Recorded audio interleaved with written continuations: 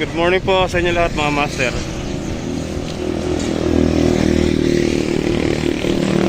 Ngayong araw po, samahan po natin si Tito Dap-Dap na magpunta po kay Salonga. Ito po, dito na po siya. Pap, good morning Pap. Angkas katagan. Halip, saan mo ko? Pusana na. Yan, balik punta po kaming kay Salonga. So yun po, bali magkakape po muna kami dito po sa bahay. Diyan na rin si kasamang emo yun, no? Kasama si baby Alexa. Ano si Alexa? Nicole, tipla ang kape si Tito Dap. So ayun po mga master, bali biyahe na po kami ni Tito Dap papunta kay Salonga. So natin si Korak.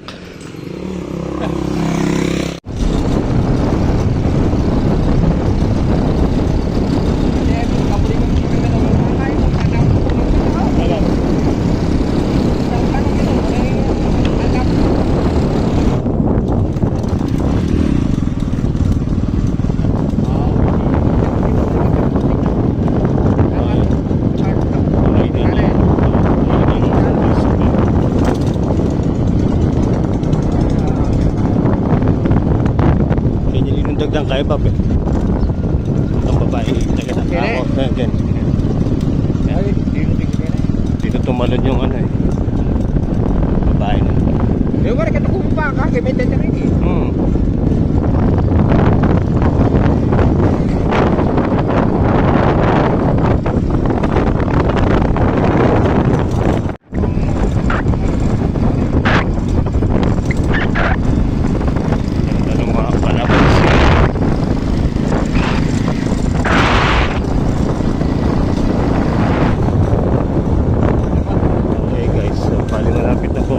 Ito na po yung akasya.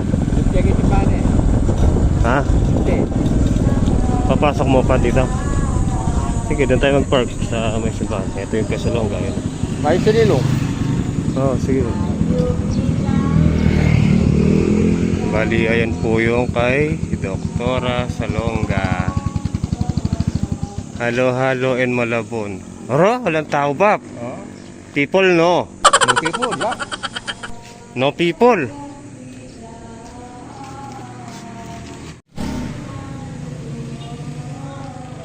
Bap, walang tao bap.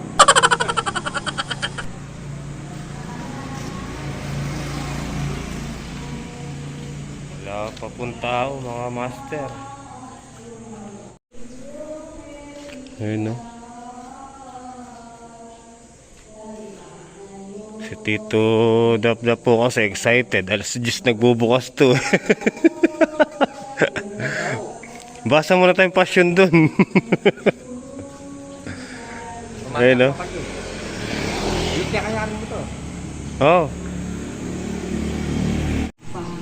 So yun po mga master. Bali habang nintay po namin magbukas yung clinic, dito po muna kami magpapahinga ni Tito Dap.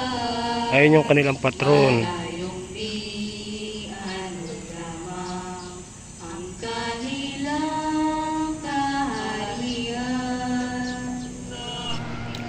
So yun po mga master, bali hinihintay na lang po natin magtawag. Ayan, may mga nakapila na po. Dito Dap busy. Busy. So yun mga master, may nagtitinda pong mais, may warranty daw po. Pag daw po di nasarapan, pwede po daw ibalik. Mais na may warranty. May warranty pa yan.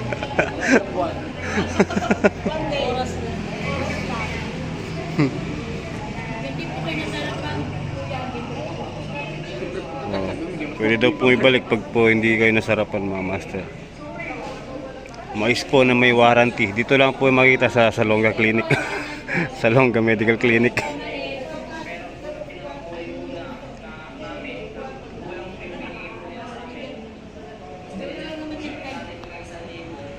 sa kanulan.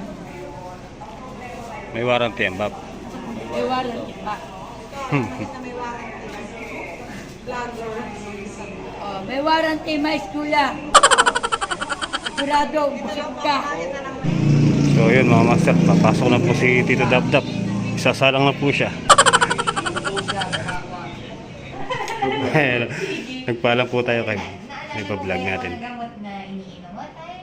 Yung dito po sa Bora, yung omeprazole. Omeprazole. Ano ba? Isa lang po. Opo. Wala sa prostate. Meron po nakalimutan yung tumbulusan natin. Tamsulosin. Oo, tumbulusan. Nandito ka na ba doon, tatay? Yun, saka yung lasatan sa High blood. Sa high blood. Yung tamsulosin, kailan ka pa huling nakainom? Bali, mag-iisang buwan pa lang ho.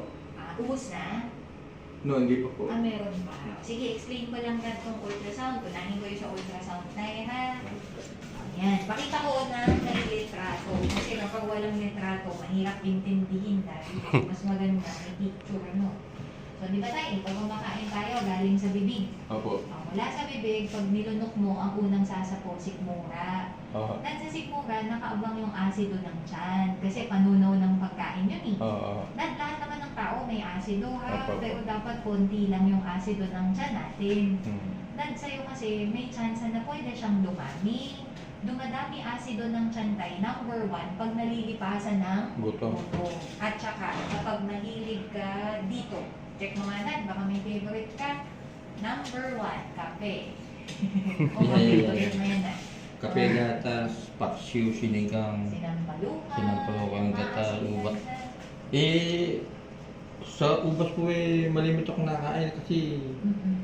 pinang-kukos pagkain, Pamparana mo. Opo. Tsaka na lang po. Ngayon, mga 2 ubas, weeks. orange, pinya, 2 weeks juice. lang yan. So ano pong dapat kong inumin ito? Tubig lang? Halimbawa tayo sa umaga, tsaa, pwede kang mag-tsaa. Hindi kasi maasim. Basta ang isipin mo tayo, walang may asim, walang may anghang, at saka walang may gatas. So halimbawa tayo, sopas, hindi mo na kita papayagan doon kasi may gatas. Or halimbawa tayo, halo-halo, may gatas yun.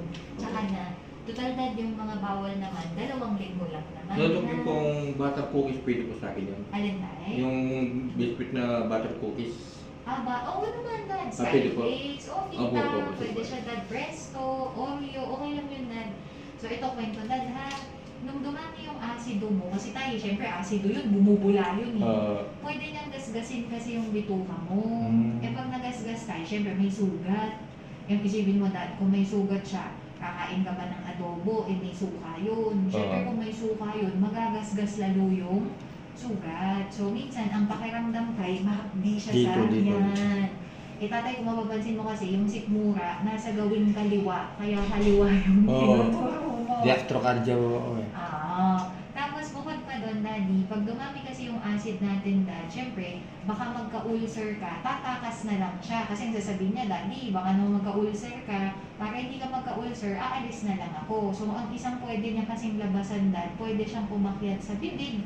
Kaya minsan, pag dighay, Minsan po lumalabas. yun, maasim na mapait. Opo, maasim. May advice ako sa'yo, dad. So, kung acidic ka, wag na wag kang matutulog nang mababa yung unan. Kasi lalong aapaw yung acid sa dibdib. So dapat mataas yun. Yes, dad. Kasi pag umapaw yun, pupunta sa tubo. Eh, yung tubo kasi, dad, nakatapat lang sa dibdib. Kapit-bahay kasi nun, dad, yung puso. Kaya ka parang maghahabol na Yun nga po. Opo. or mapapalpitate. So, aakalain mo may sakit ka sa Dito. puso. Tapos, dad, ito pa. Ang gagawin natin sa asido mo para hindi umaapaw, tulak natin pababa. Dok, saan natin itutulak? Paikutin na lang natin tayo sa isaw.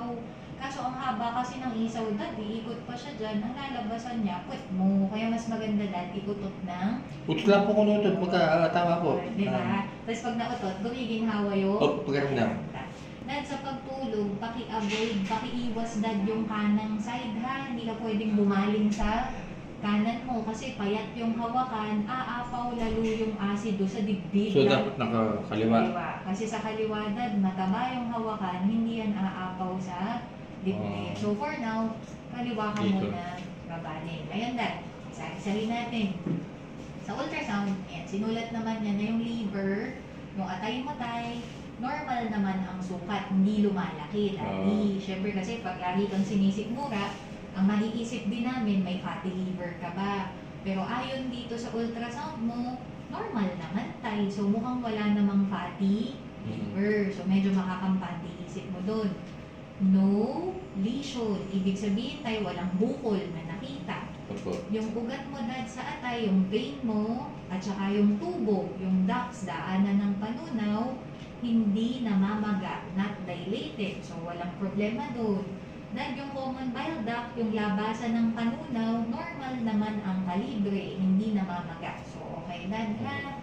So si atay, para lang din makita mo, ang pwesto ni atay nasa kanan. Kaya nga hindi mo naman dinadaing yung kanan mo dad. Hindi lang kaliwa lang. Kaliwa. Tapos dad, yung abdo, si abdo kapitbahay ni atay, ayun, panunaw ng kolesterol yan dad ha. Normal ang sukat, so hindi naman maga yung abdo mo. Tapos, syempre tayo, ang gusto mong makita kung may bato ka kasi sa abdo, eh ang nakalagay tayo no echo. So wala kang bato sa abdo. At saka yung abdo mo, hindi picket, so hindi siya makapal. So okay dad. Okay lang. Dati yung pancreas, lapay yun ha, ito si lapay. Yan. Yan yung kapag manginginom dad, usually namamaga yung lapay. Lapay. Ayan. Eh, ang nakita kasi dad, yung lapay mo, pag obscured, ibig sabihin dad, natakpan ng kabag. Kasi nga puro kabag yung tiyan mo. Ayan. So, hindi siya nakita. Yung spleen, yun yung tali mo dad. Yung spleen, kapag lumalaki, minsan leukemia yun. Ang nakalagay tayo, normal. So, wala kang leukemia dad. No lesion, wala rin naman daw bukol sa palit. Tsaka yung ugat mo dun sa palit, hindi namamaga, not dilated. So, normal. Bato mo dad, yung kidney. So, syempre, ang posisyon ng kidney, kanan tsaka kaliwa. Sa may balakang dad, ha? So, yung kidney mo, normal naman daw ang sukat. Kinumpara lang na dad yung kanan at saka yung kaliwa. So, sabi niya, Dok, yung kanan, 9.4 cm. Kinumpare niya yung kaliwa, Dok, magkasing laki, 9.4. Tapos sabi niya, yung kapal nila, 1.3 cm. Kumbaga tayo, dinetalye lang niya. Magkabilang bato daw, dad, ay normal. So, wala kang sakit sa Bato. Good. Good vertigo-medullary differentiation. Yung panala ng bato mo, okay din tayo.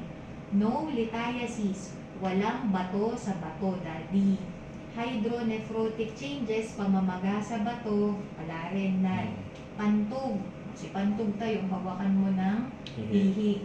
So, si pantog mo, distended, maganda yung pagkakabuka, puno. Eh, baka dahil pinainom ka ng tubig nung nag-ultrasound kayo tayo, no? O, yun.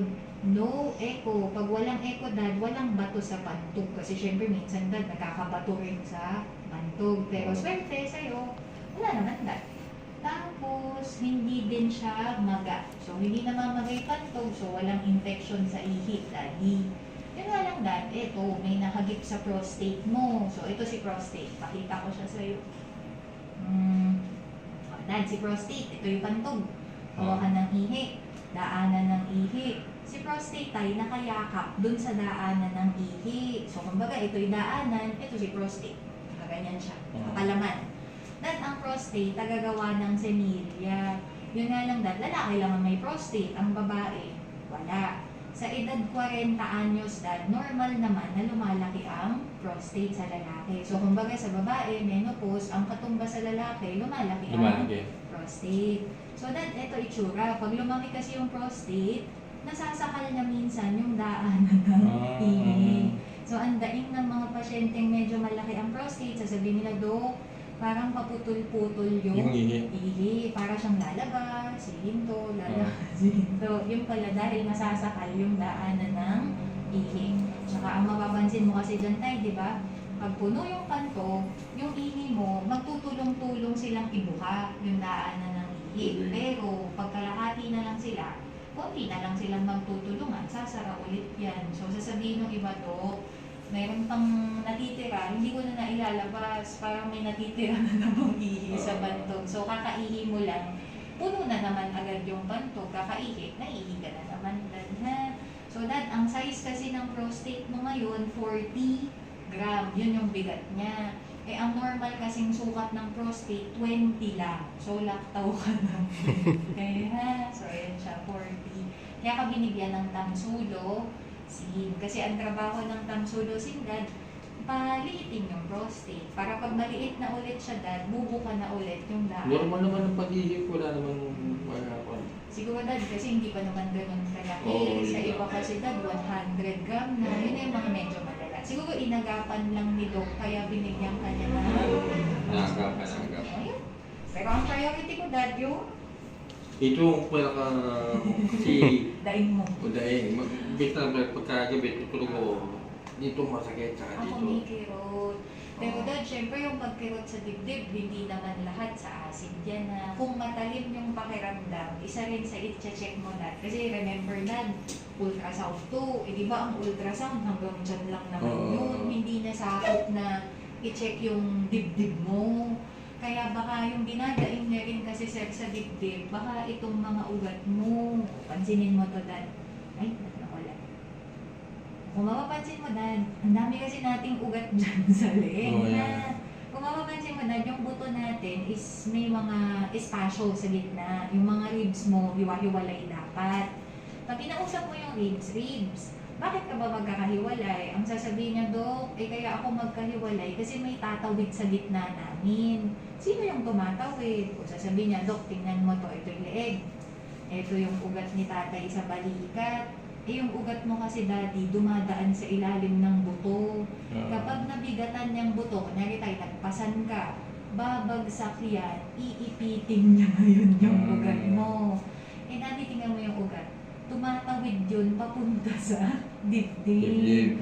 Kaya, mapapansin mo tayo, pag bumagsak yung isang buto, dadaganan may ilalim na ugat, eh, masasakal di isang buto, dadaganan na may isang ugat, kaya nakatapat kasi siya sa dibdib. Baka pagkamalan mo, nasakit sa puso. Lalo na tayo sa pag-upo, malaking bagay yung pag-upo, di ba dapat magkahiwalayan. Siguraduhin mo tayo na kapag nakaupo ka, straight body, para may espasyo. Kasi dad, pag nagmomotor na kayo, nakabukot na kayo, ayan, dikit-dikit na yung dibdib nyo. Baka mamaya pumirot, nakatagos sa likod, baka pagkamalan mo siyang sakit sa puso, yun pala, ugat na. So yung mukhang dinadaing mo dad sa dibdib, mukhang ugat yun. Ito yung ugat na yun, dad. Konektado sa Blikod. ugat yun, hindi siya sakit sa puso. Ha? So yun, nagkataon nga lang sir, sabay-sabay naman kasi to. Sakit mo, Daddy, ha? Kaya pag binasa mo yung ECG, ito yung ECG mo tayo. Ayan, nakalagay tayo, normal, sinus, rhythm. So, ibig sabihin, maganda pa rin naman yung tibok ng puso mo, Dad. Ang nakalagay lang, 4-hour wave progression, yung pagtibok nga lang ng puso mo, hindi na ganun kalakas, Dad. So, medyo mahina. Mahina na. Hindi ka, syempre, sa edad mo na lang ginawag niyan, Dad. So, hindi talaga siya sa puso, sa ugat yung dinadaing mo. Kaya tayo, ang babawalin ko, yung pagpapasa ng Bulgar. hindi ka ba tayo nag-aatang? Baka mamaya nag-aatang ka pa. Mga bata lang kung kinakan. Mga ilang kilo na. 10 or Kaya 15. mong... Merit ka pa sa 50. Kaya mong i-8 lang. 8 kilo lang dapat tayo, ano ka muna, buhay, prinsipe ka muna. Bawal mong pwersahin. Tsaka sir, ang iwasan mo yung nagbabag kayo na nakasabit. Di ako nagbabag. Yan, ganyan. Yung ganyan. Kasi lalo na kung may barya yan, mapapalim yung balikat mo ha, baka maipitan. Tsaka pag tulog na dad, baka kasi nadadaganan mo rin. So, dapat nakakaliwa lagi. Kung kuwan ka, kakaliwa lagi. Kaya lang dad, pag kumaliwa, ito nga yung naiipit sa'yo, madadaganan mo rin. Siguro tayo pinakamagandang pwesto, kaligtan na pala ako. Ito tayo, kung hihiga ka man, di ba mataas yung unan mo dad, kasi nga umaapaw yung asido sa tiyan mo eh. So, kunyari, ito yung asido mo dad. Pag humiga ka kasi ng mababa, ayan, aakyat. So, taasan mo na lang yung unan Para di mo. kumataas. Ngayon, Dad, ang pinakamaganda, kapag tumihaya ka, ayun, may unan.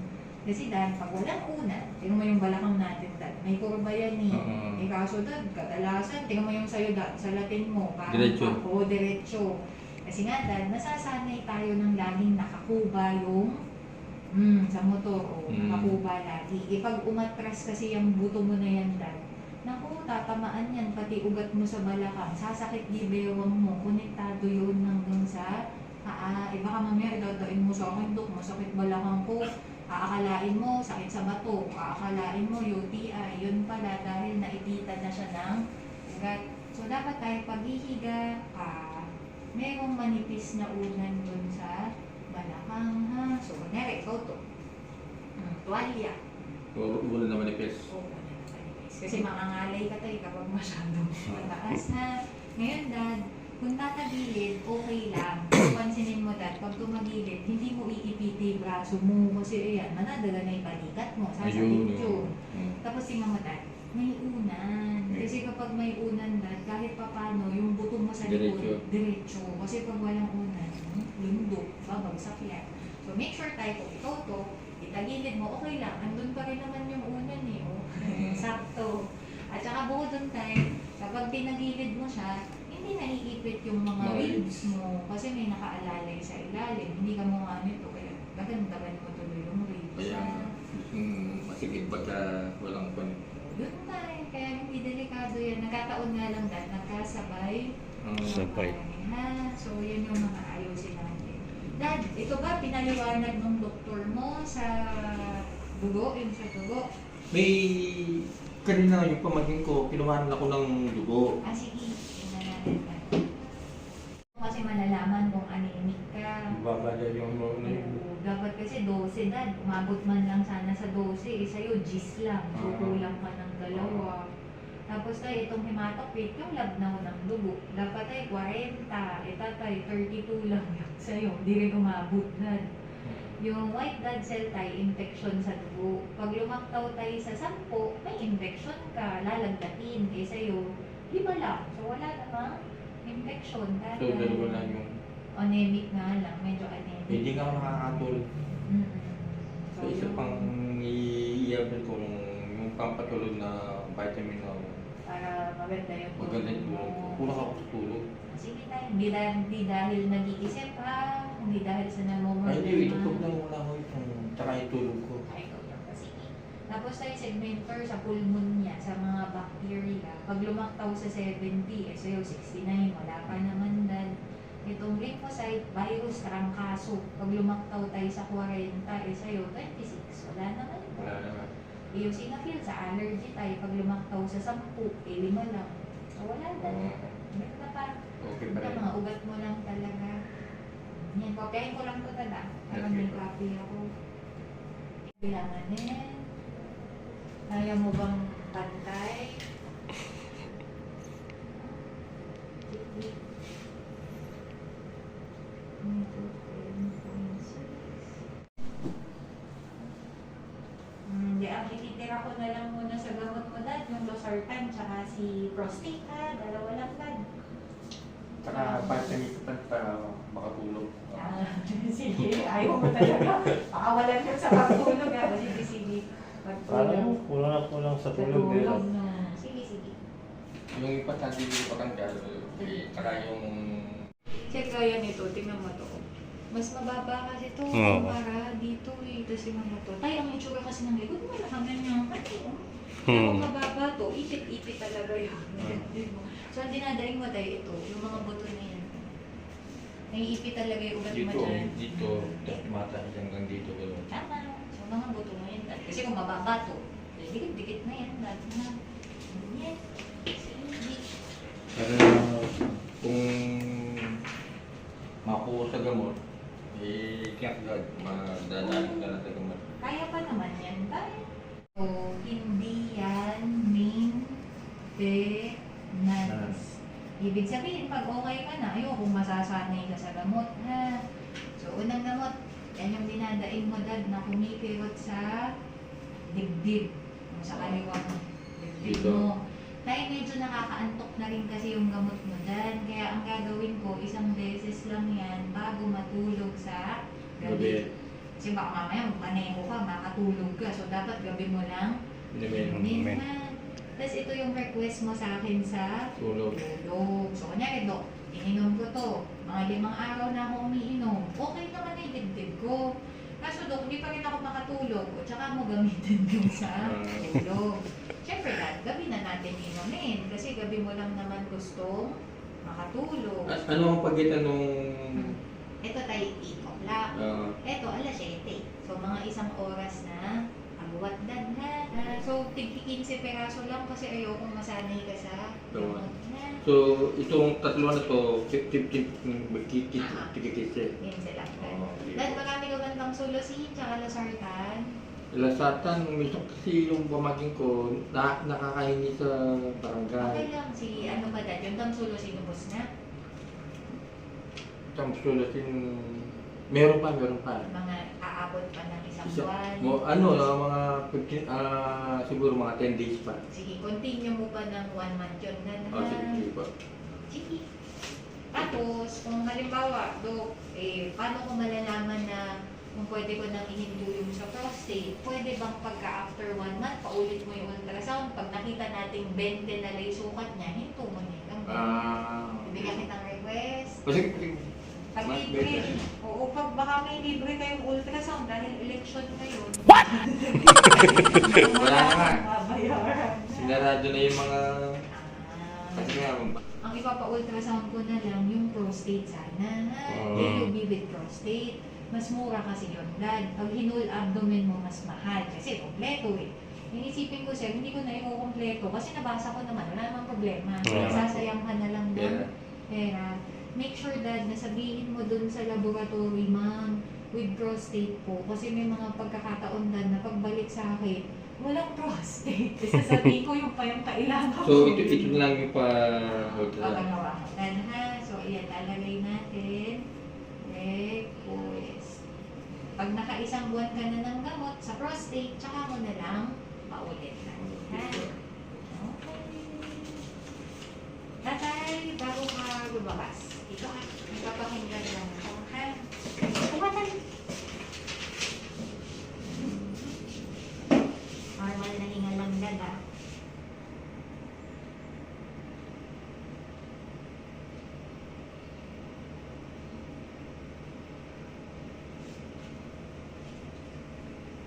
Oo nga, dextrocardia ka nga pala, Dad.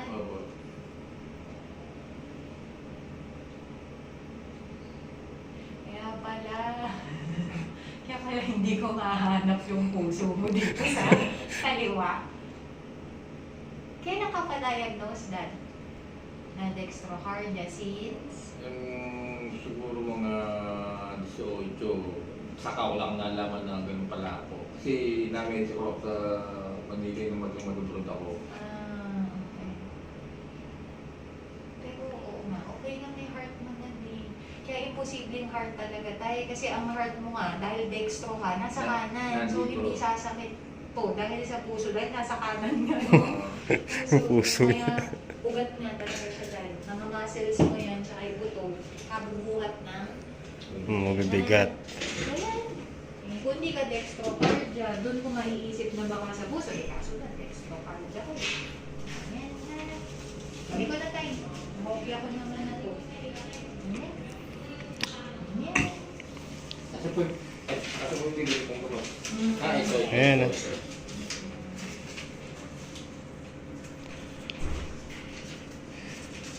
Ay, Dad, may number sa taas. Para kung may gusto kong itanong na. Opo. Tatanungin ako.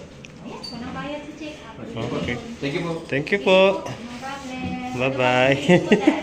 Lagi, kabay yung followers mo na. So yun guys, okay na. Bali, kain muna kami ni Tito Dap. Kuwan po ate, isa pong tosilog.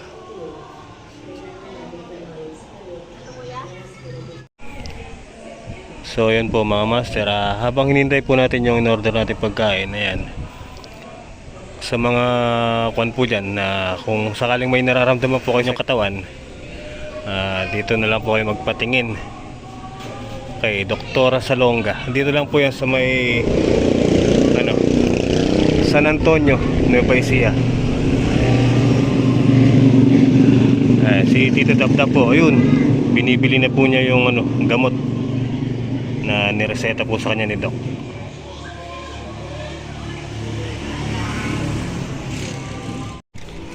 Iyon, no?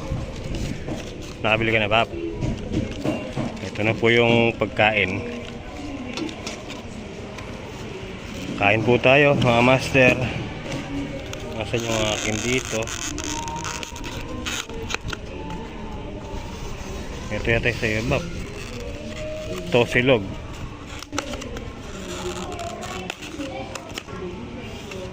Ayan. Yun, no? Kain tayo, guys. Papa, tayo. Toyo kalamansi. Kain po.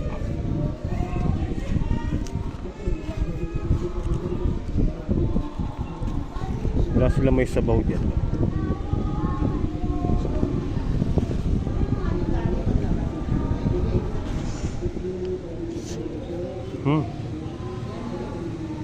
Up. Okay guys, finish. Tara, bali dito tayo magpahinga mga master sa ilalim ng puno. Mainit. So ayun po mga master. Tara, magdadaan-daan na po kami ni Tito Dap. Habang makulimlim ang panahon. Okay.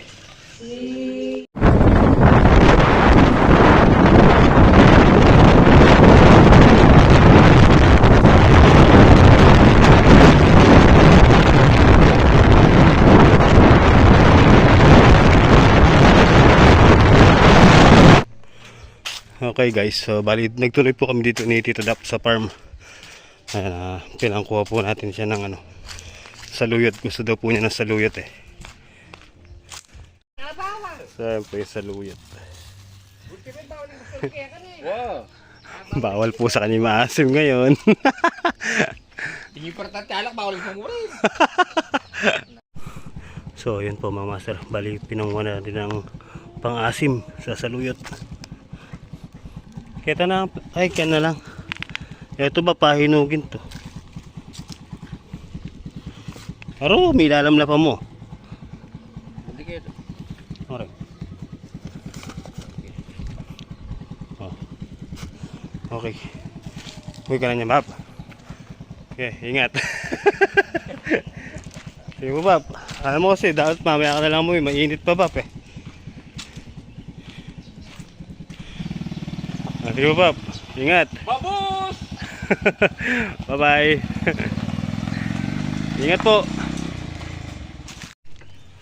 Alright mga master, bali uwi na rin po ako. Tara, at may pag-graduation tayo sa bahay. Graduation po ni Sophia at ni Kylie ngayong araw. Tara, let's go. Shout out po pala kay Dr. Aisa Salonga. Yan. Maraming salamat po. Yun, no? Nandito na yung gumrado ito. Ay, ito. Ayan. Si Kylie. Congratulations, Kylie. Si Sophia, nasan? Siguro nasa kwarto siguro. Picture taking ko siya. 1, 2, 3. But serious, 1, 2, 3. Eh!